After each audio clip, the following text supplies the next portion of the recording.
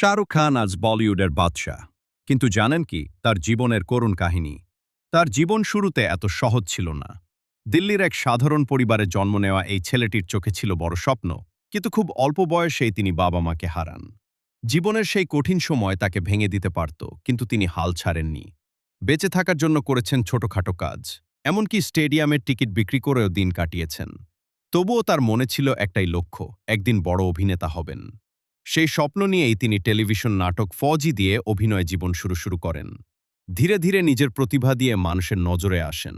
এরপর বড় স্বপ্ন নিয়ে মুম্বাইয়ে পাড়ি জমান, যেখানে শুরুটা ছিল অনেক কঠিন। কেউ তাকে চিনত না, কেউ সুযোগ দিতে চাইত না, কিন্তু তার আত্মবিশ্বাস ছিল অটুট। অবশেষে ১৯৯২ সালে দিওয়ানা সিনেমার মাধ্যমে বলিউডে তার যাত্রা শুরু হয়। তারপর একের পর এক সুপারহিট সিনেমা দিয়ে তিনি হয়ে ওঠেন সবার প্রিয় কিং খান। তার ভালোবাসার গল্প কম নয়। তিনি ভালোবেসে বিয়ে করেন গৌরী খানকে। ধর্মের ভিন্নতা তাদের আলাদা করতে পারেনি। আজও তারা বলিউডের অন্যতম শক্তিশালী দম্পতি। বর্তমানে শাহরুখ খান শুধু একজন অভিনেতা নন, তিনি একটি ব্র্যান্ড। তার মোট সম্পত্তির পরিমাণ প্রায় ৬,০০০ কোটিরও বেশি। একসময় যে ছেলেটি টিকিট বিক্রি করত, আজ সে কোটি কোটি মানুষের হৃদয়ের রাজা। তার জীবন আমাদের শেখায়, স্বপ্ন থাকলে আর হাল না ছাড়লে একদিন সফলতা আসবেই। এমন ভিডিও আরও পেতে চ্যানেলটা সাবস্ক্রাইব করুন, পাশে থাকবেন সব সময়।